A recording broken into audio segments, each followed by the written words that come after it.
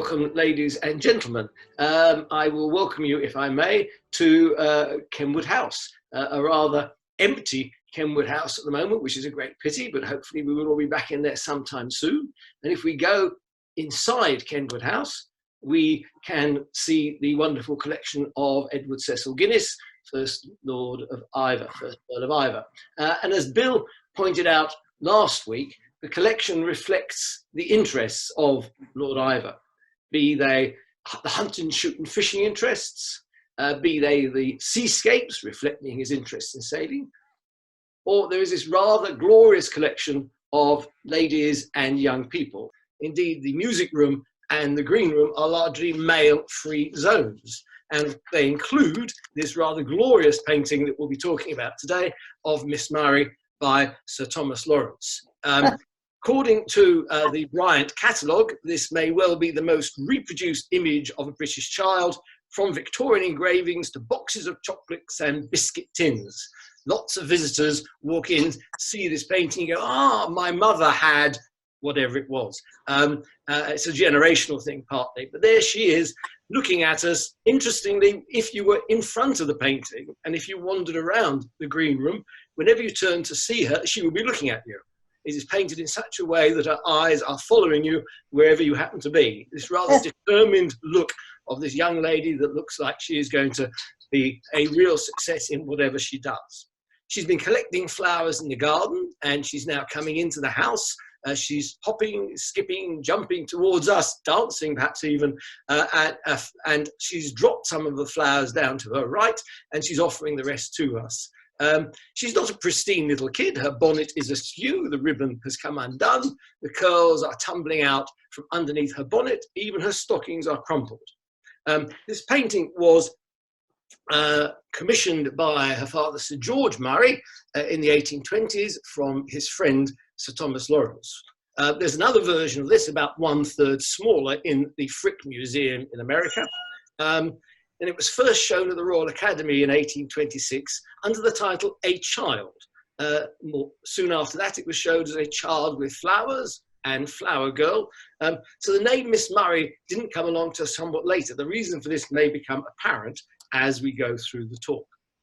Thomas Lawrence was mostly known for his portraits of successful males and society females. He, of course, did do some beautiful paintings of children, including this. At about the same time, a year or two earlier, he did this quite gorgeous painting of the Calmady children, Laura and Emily Calmady, which is quite gorgeous, I'm sure you will agree.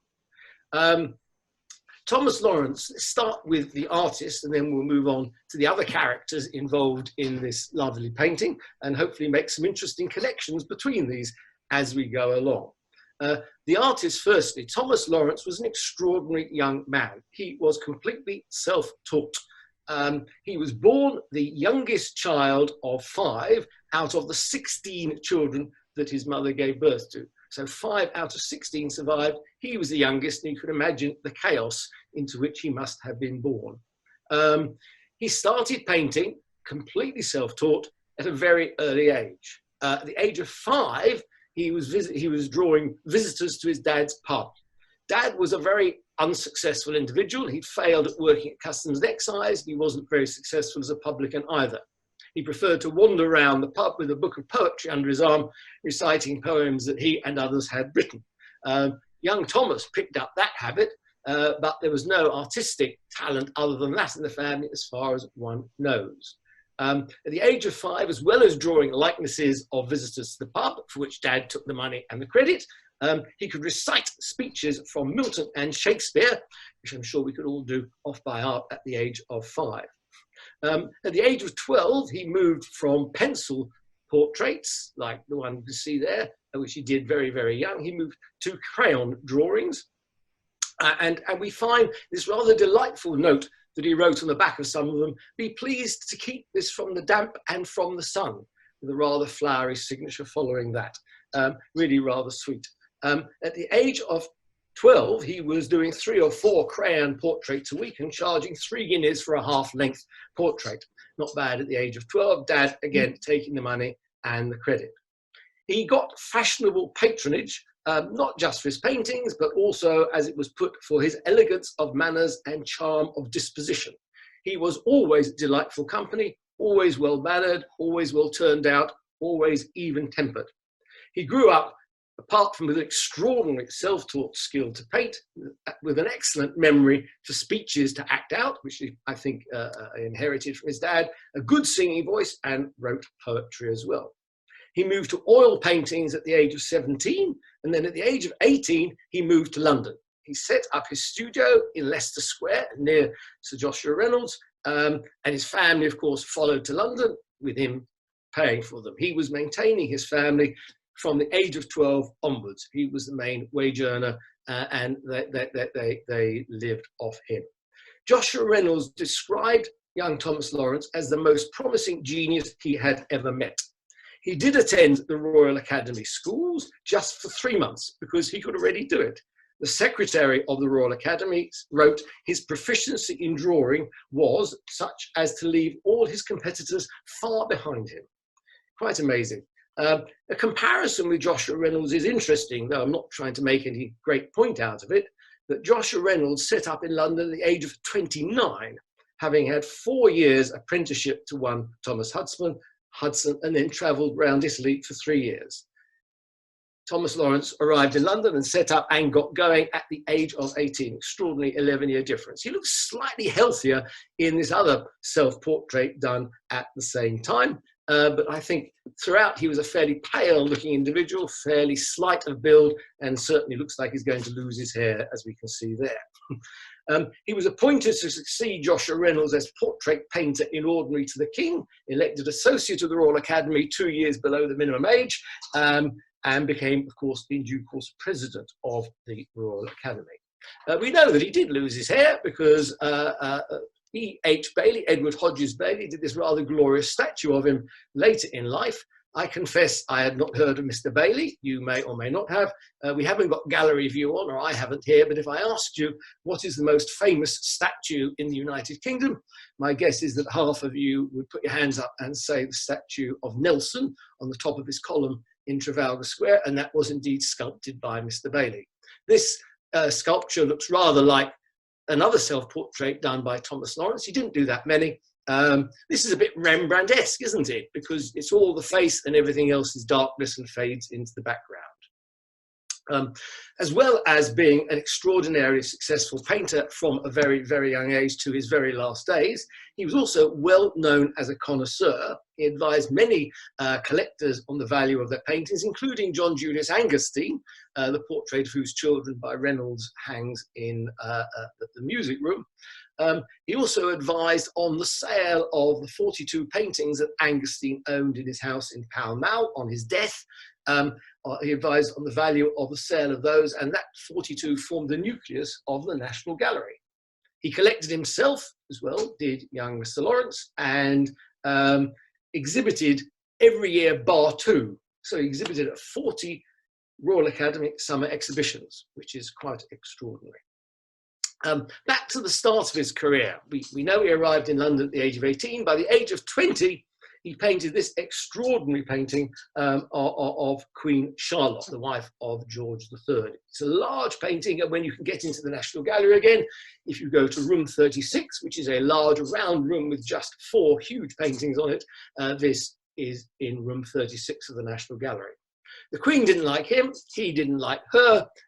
He asked her to speak to animate her face. She didn't like that, I think, and they certainly didn't get on, and she didn't even like the painting.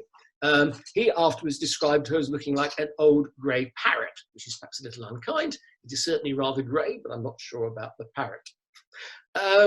When you see the painting, what stands out is that it's almost 3D. You can't see it so well in this picture, but she's sitting on a dais, and that somehow or other seems to bring the whole thing forward, and is a quite exceptional painting for a completely self-taught young man. He'd arrived at the right time, had Thomas Lawrence, because all the victors in the wars against Napoleon needed to be painted, and so he painted this rather stern, impressive-looking painting of our own Duke of Wellington. This one looks, I'm in charge, I'm the boss, trust me. And he also painted this triumphant painting of him holding the sword of state to show royal authority under a Roman-style triumphal arch. And this was one of the 22 portraits commissioned by George IV to hang in a newly built Waterloo Gallery. He built this glorious Waterloo Gallery at Windsor Castle specifically to hang 22 of Thomas Lawrence's portraits of heads of state, military men, and diplomats involved in the defeat of Napoleon. That painting I just showed you before, if we go back, hangs above the doorway at the end, far end of the gallery. You can see it there. If my cursor is in the right place, there's the open doorway, and above it is that portrait of the Duke of Wellington. And this was painted by, as were all the paintings in the Waterloo Gallery, by Thomas Lawrence. So professionally, he was riding high from the first days to his rather sudden death at the age of 61. But, and there's a big but, I always feel he inherited his father's, if you like, disaster gene. Things went wrong in his private life. The phrase about him was always in love and always in debt. Just a word or two about that. The lady that was the cause of his love problems, well, this is Sarah Siddons, the daughter, Sally Siddons, apologies, the daughter of the actress Sarah Siddons, who Thomas Lawrence was friendly with and painted a number of times. He fell in love with Sarah's daughter Sally, but then he decided perhaps it wasn't Sally, but her sister Maria that he was in love with, so he dropped Sally and took up with Maria, and then funnily enough, he dropped Maria and went back to Sally. Books were written at the time about this extraordinary episode. In fact, when Maria died rather sickly, she exacted a promise from Sally that she would never marry Thomas Lawrence, and she never did. And indeed, Thomas Lawrence never married, died a bachelor without children. As far as the money problems were concerned, well, a few quotes from Thomas Lawrence himself, I think, explain what was going on. He was completely hopeless with money. He knew how to charge for his paintings. He knew what paintings were worth, but perhaps he collected too many himself.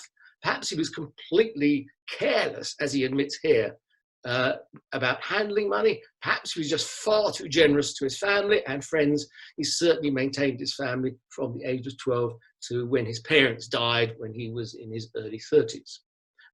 I think the second quote gives it away also. He spent more money than he earned and accumulated debts for which I've been paying heavy interest. If you recall, he arrived in London as a fairly young man. I suspect he borrowed at rates of interest which were a bit exorbitant at that time, and thereafter simply worked, admitting that he had 4 or 5 cities in a day. And his first biographer came up with this rather delightful quote at the bottom there. He kept not open house like Joshua Reynolds, indulged not in orgies like Morland, nor in ostentations like Hogarth. He was accused of being inhospitable. He was also accused of gambling, but I think that's been disproved. It was simply that he couldn't handle money. He certainly received a lot, but it just went through his fingers. He even died in debt. He was bailed out during his life by his clients and friends, and on his death, the same arose. There were 200 unfinished portraits in his studio when he died, most with heads floating in the air in the middle of a blank canvas, but it shows how busy and how active he was. His death was in January 1830. He died on the 7th of January. His funeral was 2 weeks later. It was a very, very cold winter. You can see in this portrait that around there, the ladies have got their hands in muffs. The temperature was very chilly that year. And this sketch was done by J.M.W. Turner the day after the funeral. He did it from memory and wrote to a friend that day, the quote on the right, "It's something to feel that gifted talent can be acknowledged by the many who, yes, they waded up to their knees in snow and muck to see the funeral pomp swirled up by carriages of the great." A cold and messy day. Now, moving on, one of the 8 pallbearers at Thomas Lawrence's funeral was one General Sir George Murray, painted here by Hopler. He was friend and patron to Thomas Lawrence and the man who commissioned the portrait of Miss Murray. George Murray was probably the second most famous military man in the country behind the Duke of Wellington. He was indeed the quartermaster to the Duke of Wellington in the Peninsular Wars. If Wellington wasn't there, Murray was a man you went to. He was chief of staff in occupied Paris after the defeat of Napoleon. He became governor of Canada. He became governor of the Royal Military College at Sandhurst. And after a glittering military career, had a pretty successful political career. He was elected MP for Perth in Scotland, and became Secretary of State for the Colonies under the premiership of Wellington, who always stuck by him throughout. And he's that famous that if you think, what is the largest river complex in Australia? It's named the Murray River, named after the then Secretary of State for the Colonies, General Sir George Murray. There was a Murray Mountain in Australia also, Murray House in Hong Kong, the main colonial building at the time. And indeed, when we settled a large city on the western side of Australia, became the capital, Perth. Why is Perth in Australia so called? Because that was the parliamentary constituency of the Secretary of State for the Colonies.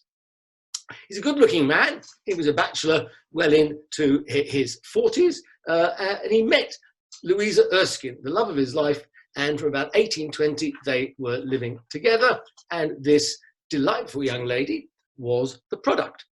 The only problem was that Louisa Erskine was married at that time to Sir James Erskine. So when this young lady was born, she was, one hesitates to say it, illegitimate. This iconic picture of childhood innocence actually represented, was a picture of an illegitimate young lady. Sir James Erskine started divorce proceedings against his wife Louisa, and died during those divorce proceedings in 1825, and allowing this young lady to be legitimised and henceforward known as Miss Murray. Miss Murray, but if you recall, the painting was displayed in 1826 when the scandal was fresh in everybody's minds, and therefore the painting was originally displayed under the title A Child. The name Miss Murray came along later. When she was born on the 24th of April, 1822, Mum was 41, Dad was 50, so she was unlikely to be in a situation to have many siblings, as she never did. She was an only child to her parents. The Duke of Wellington was her godfather. Bryant, in the Kenwood catalogue, repeats the gossip of the time that he may have been more than her godfather. The Duke of Wellington certainly had a reputation for womanising. She was brought up in a nice posh house in Belgrave Square, which is only a few hundred yards away from Apsley House, which was the Duke of Wellington's London home. She lived a quiet existence, partly because the parents had been cut off by a lot of polite society because of the scandal that I mentioned. At the age of 21, she marries Captain Henry Boyce, another military man, in fact, aide-de-camp to her father. And this was, I think, a real love match. So she now becomes Louisa Boyce. You notice mum and daughter both had the same name. She was the daughter of Louisa Erskine. She became Louisa Georgina Augusta Anne Murray. I suppose if you're only going to have one child, you might as well give her as many names as possible, and became Louisa Boyce. When the newly married Louisa and Henry travelled around Europe just a few years after that they had got married, not having had any children yet, unfortunately, young Henry drops down dead. So Louisa is now aged 26. Her parents, both being elderly, have died. Her husband has died. She has no siblings. They had no children. She went into seclusion for 15 years, and in her diaries, she wrote later how she loved her husband, quite delightful there, saying, I lived only for him, and around me there was no one else but him. But within a short time, my husband was stolen from me. God gave him to me and immediately took him back. I solemnly consecrated myself to spend the rest of my life doing the Lord's work. And this is what happened. The church that she got involved in was the Waldensian Church, based in northern Italy, and now by emigration in the Americas as well. There's their emblem on the right, a candle standing on a Bible. Their motto translates to English as light shining in the darkness. This Protestant sect was set up by Peter Waldo around about 1200, as you can see. And she came across them because the local curate where she was living was advised to travel to warmer climes. And because Louisa Boyce, as she now was, could speak good French and good Italian, she accompanied the curate and his wife to Italy, traveling by stagecoach. And their penultimate stop was Bordighera in Liguria, the top left-hand corner of the Italian boot. This was a very, very English town. Queen Victoria visited it, and by the time she died, there were apparently more English living in Bordighera than Italian. She came across a very religious man there who advised her that there was a small group of evangelical Christians living in Bordighera and encouraged her to support them. So this is what happened. She put up half the money to open a school to teach not just religious instruction, but also manual skills. The school developed into an orphanage. Around about 1870, she purchased a building with land around it to convert into a dormitory and workshops where children learnt shoemaking, carpentry, and tailoring. She built the church and she provided the land for the cemetery. Throughout, she was traveling back and forwards to England to raise funds for her charitable activities in northern Italy. And in due course, not immediately, she moved there to a home called Bella Vista, and that is where she lived for the latter part of her life. This all started around the age of 43, 44 is when she traveled to Italy, and she lived till she died in 1891, in her late 60s.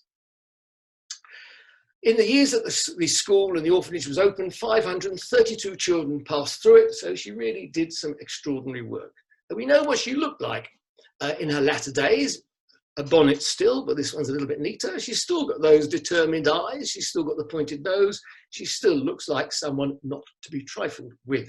Indeed, the third pastor that she had appointed and supported and paid for described meeting her in the first time as her being like the queen of these places, and I merely her humble subject. So you get a taste of the steel behind the face of Louisa Murray, who became Louisa Boyce. And she indeed died in Italy, in Bordighera, and buried in the cemetery which she had paid for. And there is her gravestone, sacred to the memory of Louisa Georgina Augusta Anne, widow of Major Henry George Boyce, late Second Life Guards. And interestingly, it goes on, and only child of General Sir George Murray.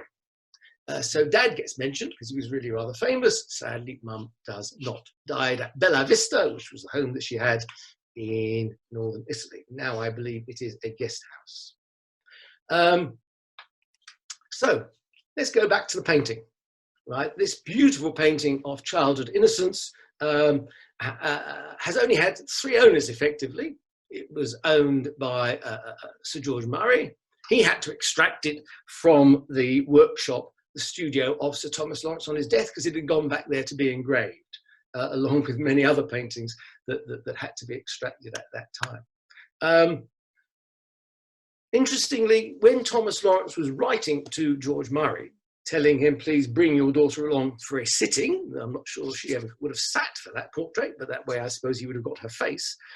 He said to Sir George Murray, I know how soon the sort of peculiar beauty which your daughter has, I fear, must change. All I can do will be to snatch this fleeting beauty and expression so singular in the child before the change takes place that some few months may bring. You'll notice that that letter quotes the word change twice. Here we have Thomas Lawrence, an unmarried bachelor in his final decade, terribly sensitive to his sitters, aware of the beautiful innocence of young Louisa. And he wants to catch that before the change takes place that some few months may bring. And is that shown in this portrait? She has dropped some of the flowers, we can see down there. And of course, flowers fade, do they not, in a short space of time. And can you also see it perhaps in what the feature that you don't notice initially when you see the painting? Where exactly is young Louisa? Right, she's come out of the garden, she's coming into the house, the spotlight is on her, a bit like she's on a stage set, and we know Thomas Lawrence was always interested in theatricals. But she's actually standing on a parapet, and it's castellated, it's like a battlement. let's follow it around. If you can see my cursor, there it is going up and behind young Louisa, and then down there and along and up. So this rather harsh battlement. Is it perhaps protecting the innocence? Is it there to try and protect the innocence of the child before she turns into perhaps one of the buxom wenches in the Boucher portraits that hang alongside her in the green room? Finally, the more perceptive of our visitors to Kenwood House, if they've listened to the introductory talk in the entrance hall from one of my colleagues, may say, hang on a minute, was Lord Mansfield